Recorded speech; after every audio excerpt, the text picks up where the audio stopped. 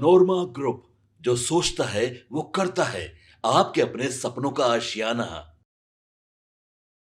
प्रधानमंत्री नरेंद्र मोदी के बिहार आने से पहले बिहार की राजनीति में एक बार फिर से उबाल आ गया है, जहां एक तरफ विपक्ष लगातार प्रधानमंत्री के आगमन को लेकर के सवाल खड़े कर रहा है और पूछ रहा है कि प्रधानमंत्री आखिर बिहार का विशेष राज्य का दर्जा कहाँ है। तो इसके साथ साथ आगे की रणनीति क्या होगी और बिहार को क्या मिला है, इसका पूरा डाटा दे दें। वहीं आपको बता दें कि विपक्ष से ज़्यादा अब प्रधानमंत्री के इस यात्रा पर प्रशांत किशोर हमला कर रहे हैं। वहीं आपको बता दें कि कांग्रेस भी एक्शन में आ गई है। हालांकि तेजस्वी यादव अभी वर्तमान में तो पारिवारिक बातों में उलझे हुए हैं, इसलिए उन्होंने इस पर बहुत ज़्यादा रिएक्शन तो नहीं दिया है। लेकिन एक बात तो तय है कि लालू प्रसाद भागे दौड़े पटना पहुँचे हैं। इसको भी लेकर के कहीं ना कहीं जोड़ा जा रहा है बिहार की राजनीति और प्रधानमंत्री की इस यात्रा से। सीधे तौर पे आप देख सकते हैं कि जो आज हम आपको इनसाइड स्टोरी में बताने जा रहे हैं कि आखिर नीतीश कुमार की भूमिका इस बार के चुनाव में क्या होने वाली है और उनकी भूमिका से किसे क्या फ़ायदा मिलेगा। इसके साथ साथ भारतीय जनता पार्टी लगातार जिस तरह से एक्ट कर रही है, उससे बार बार ये बातें सामने आ जा रही हैं कि भारतीय जनता पार्टी ने अपना सेकंड ऑप्शन तैयार कर लिया है। कौन है सेकंड ऑप्शन, ये भारतीय जनता पार्टी अभी खोल नहीं रही है, लेकिन मुख्यमंत्री इस बार नीतीश कुमार को भारतीय जनता पार्टी नहीं बनाएगी, ऐसी बातें लगातार आप सुन रहे होंगे। एक फ़ोन और दौड़े दौड़े लालू प्रसाद जो हैं वो पहुंच गए हैं पटना।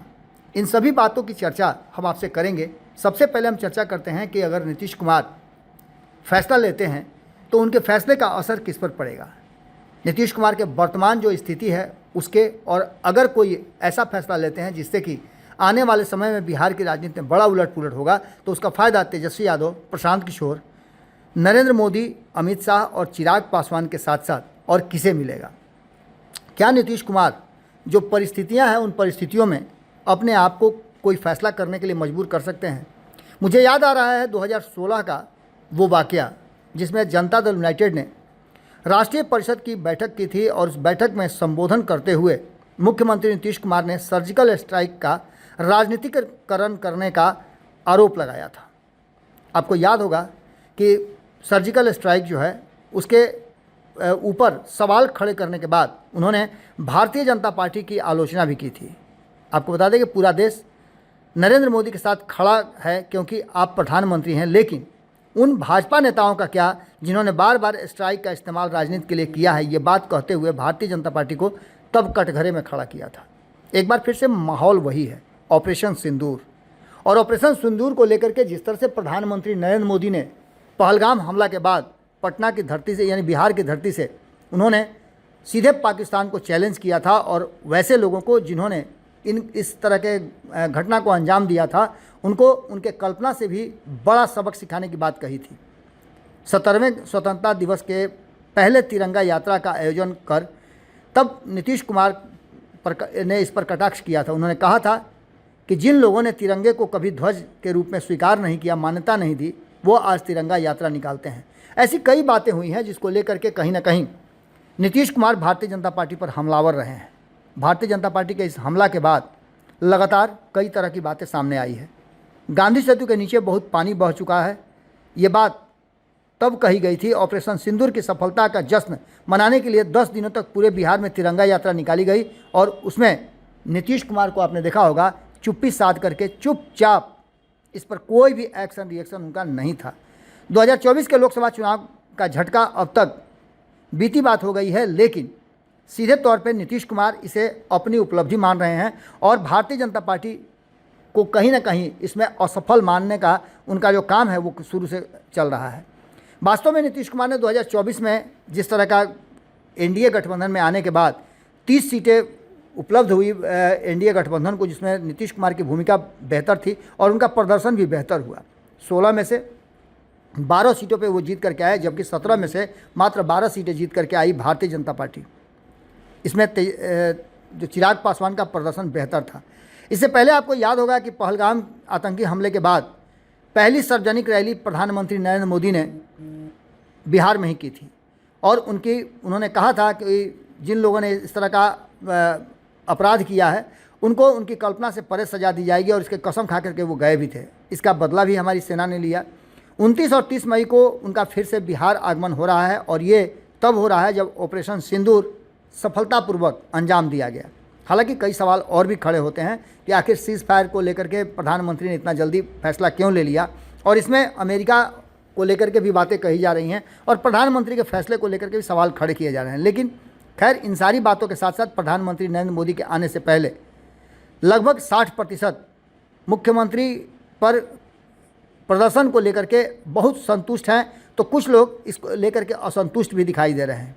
60% से अधिक लोगों ने कहा है कि जिस तरह से अगले 5 साल तक मुख्यमंत्री पद पर काम करने के लिए उपयुक्त है नीतीश कुमार, तो वहीं लोगों का कहना है कि नीतीश कुमार के काम से वो संतुष्ट हैं। 50% से अधिक लोगों ने माना है कि एनडीए के अलग चुनाव जीतने की उम्मीद है।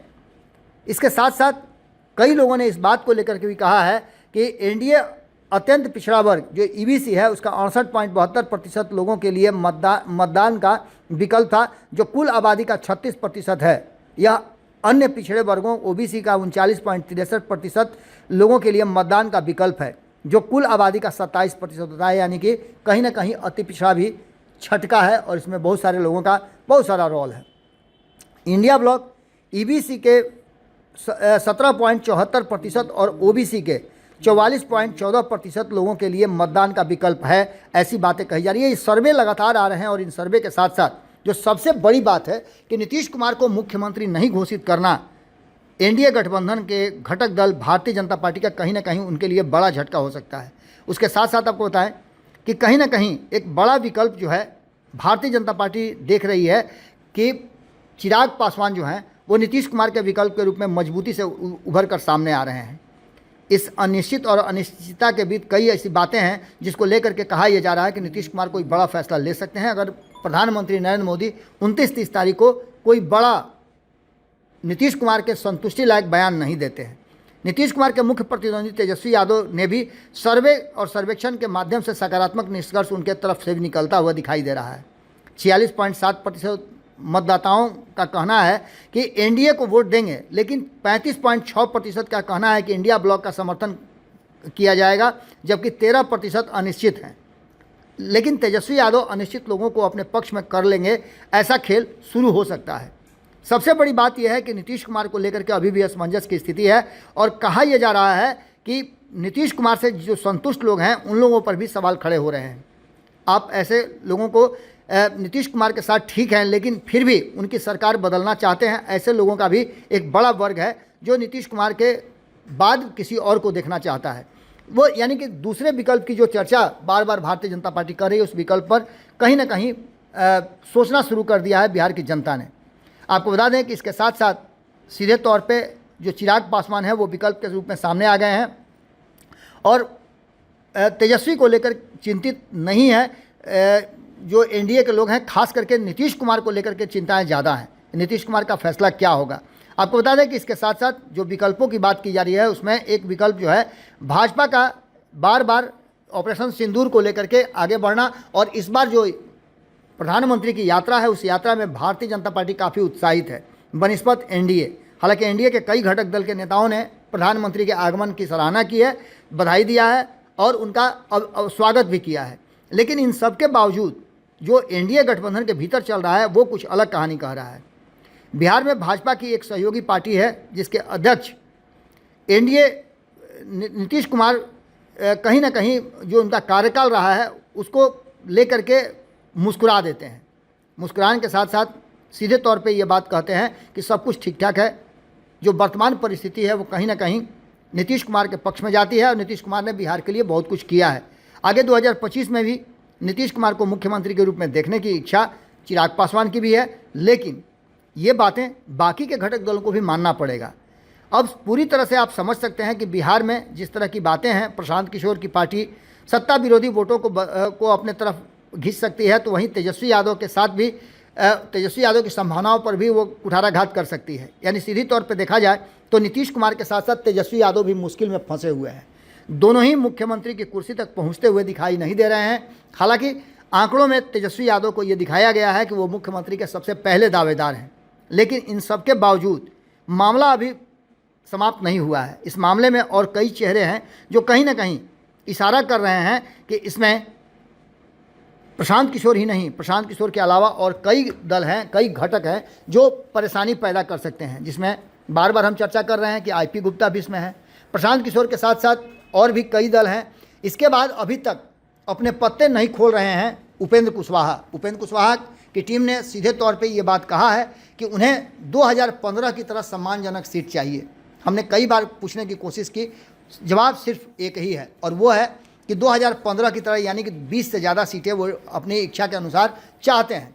अब ऐसी स्थिति में देखना दिलचस्प ये होगा कि जो परिस्थितियां बनी हैं वो कहीं ना कहीं इस बात की तरफ इशारा कर रही हैं, जो सर्वे रिपोर्ट आ रहे हैं उसमें पहली नज़र में प्रशांत किशोर की पार्टी सत्ता विरोधी वोटों को अपनी तरफ कर सकती है, तो वहीं तेजस्वी यादव की संभावनाओं को भी वो समाप्त कर सकती है। 2005 से 2010 के बीच नीतीश कुमार से लोगों को बहुत आकांक्षाएं थी, विकास केंद्रित थे और यही कारण था कि उनका जादू पूरी तरह से सर चढ़कर बोला। और नीतीश कुमार 2005 और 2010 के बीच में कार्य जो किए थे उसके आधार पर लोगों ने उनको पहली पसंद बनाया और उनको झोली भर भर के वोट दिया। विकास पुरुष क्या उनका नाम भी आया सामने। इसके साथ साथ आपको बताएं 2015 में लोकसभा चुनाव में उन्होंने जिस तरह से एनडीए छोड़ करके महागठबंधन के साथ चुनाव लड़ा, यहाँ भी एक अलग प्रयोग था और इस प्रयोग में लालू प्रसाद का जो वोट बैंक धीरे धीरे उनसे छटक रहा था वो वोट एक बार फिर से उनके साथ वापस आ गया। कांग्रेस के भी वोटर उनके साथ आए और यही कारण था कि कांग्रेस 41 में से 27 सीटें जीत करके बेहतर प्रदर्शन करने में सफल हो पाई। वो एक दौर था जहां नीतीश कुमार ने ये साबित किया कि नीतीश कुमार जिधर रहेंगे उधर ही सरकार बनेगी। इसके बाद 2020 में भी कहीं ना कहीं नीतीश कुमार कमज़ोर जरूर हुए, लेकिन दूसरे पक्ष में भी तेजस्वी यादव मुख्यमंत्री तक नहीं पहुंच पाए। इसके पीछे भी कारण था। इस बार परिस्थितियां बिल्कुल उससे भिन्न हैं। नीतीश कुमार भी कटघरे में खड़े हैं और सवालों के घेरे, तो वहीं तेजस्वी यादव भी पूरी तरह संतुष्ट नहीं है कि वो मुख्यमंत्री की कुर्सी तक पहुंच ही जाएंगे। इन सारी बातों को लेकर के दोनों के आमने सामने होने और बीच में भारतीय जनता पार्टी का नीतीश कुमार को बैक बेंचर करके प्रधानमंत्री नरेंद्र मोदी का चेहरा आगे कर चुनाव लड़ने की तैयारी लगभग शुरू हो चुकी है। और यही वो कारण है जिसमें बार बार जिस तरह से आपने देखा होगा कि कई बार सवालों के घेरे में रहे हैं और सवालों के घेरे में रहने के बाद जब बात होती है अमित शाह की, जो कि फैसला करने वाले हैं, खास करके अगर देखा जाए तो एनडीए गठबंधन में मुख्यमंत्री का चेहरा का, ऐसी स्थिति में एक बात तो साफ नज़र आती है कि उनके इस फैसले को लेकर के उन्होंने कहा भी था कि बिहार में जिस तरह की बातें चलती हैं, जिस तरह से हर चौक चौराहे पर लोग बैठ करके अखबार पढ़ते हैं और ऐसे लोग जो अखबार का पहले पन्ने से लेकर के अंतिम पन्ना तक पढ़ जाते हैं, ऐसे लोगों को अपने पक्ष में करना एक बहुत टेढ़ी खीर है। केंद्रीय गृह मंत्री और भाजपा के मुख्य रणनीतिकार अमित शाह ने पत्रकारों से बातचीत के दौरान ये बात कही थी कि बिहार के लोग बहुत राजनीतिक होते हैं। वह चाय की दुकान पर बैठते हैं और पूरा अखबार पढ़ते हैं, पहले पेज से लेकर के आखिरी पेज तक। जाहिर है ऐसे राजनीतिक लोगों के लिए अपना मन बदलने में 5 महीने का समय बहुत लंबा होता है। यानी आप समझ सकते हैं कि सीधी तौर पे उनका क्या कहना है, यह आप अच्छी तरह से समझ सकते हैं। और भारतीय जनता पार्टी इन 5 महीनों में अपने अभियान में पूरी तरह से लग गई है। यानी नीतीश कुमार ऑप्शन 1 तो हैं, लेकिन सेकंड ऑप्शन जो है वो भारतीय जनता पार्टी का शुरू हो चुका है। और अगर जब सेकंड ऑप्शन शुरू हो जाता है उसके बाद स्थितियां क्या होंगी ये आप अच्छी तरह से समझ रहे हैं। यानी नीतीश कुमार भी समझ गए हैं कि भारतीय जनता पार्टी उन्हें अगर मुख्यमंत्री का चेहरा नहीं घोषित कर रही है तो उनके लिए मुश्किलों भरा जरूर है। महाराष्ट्र उन्होंने देख लिया है और ऐसे में सेकंड ऑप्शन की तैयारी देखते ही आपको बता दें कि नीतीश कुमार का मन डोलने लगा है। 2 दिन पहले ही उन्होंने बधाई दिया है तेजस्वी यादव को, उनके पुत्र रत्न की प्राप्ति को लेकर के उनको शुभकामनाएं और बधाई दी है। उसके बाद आपको बता दें कि सब कुछ ठीक ठाक होते हुए अचानक से लालू प्रसाद को एक फ़ोन जाता है। फ़ोन किसने किया ये कहना बड़ा मुश्किल है, लेकिन एक फ़ोन जाने के साथ साथ लालू प्रसाद दौड़े भागे पटना पहुंचते हैं और पटना पहुंच करके लालू प्रसाद मीडिया से कोई भी बात नहीं करते हैं, मीडिया से के सामने चुप्पी साध लेते हैं। आप समझ सकते हैं कि इसके पीछे की कहानी और रणनीति कुछ और है। क्या होगा ये तो कहना बड़ा मुश्किल है, लेकिन बिहार की राजनीति एक बार फिर से करवट लेना शुरू कर चुकी है।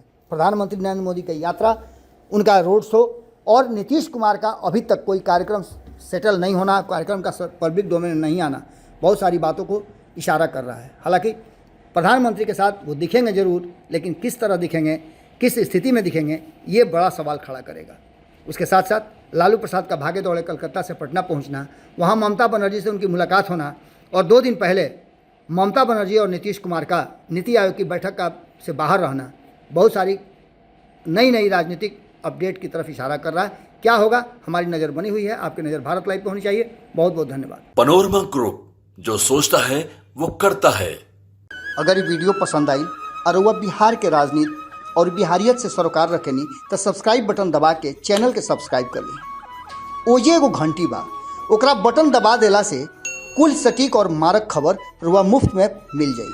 अगर रुआ पत्रकारिता के हमनी के नया प्रयोग में सहयोग कर चाहतानी तो ज्वाइन बटन दबा दी। पेटीएम नंबर नोट कर ली 9386816700। धन्यवाद।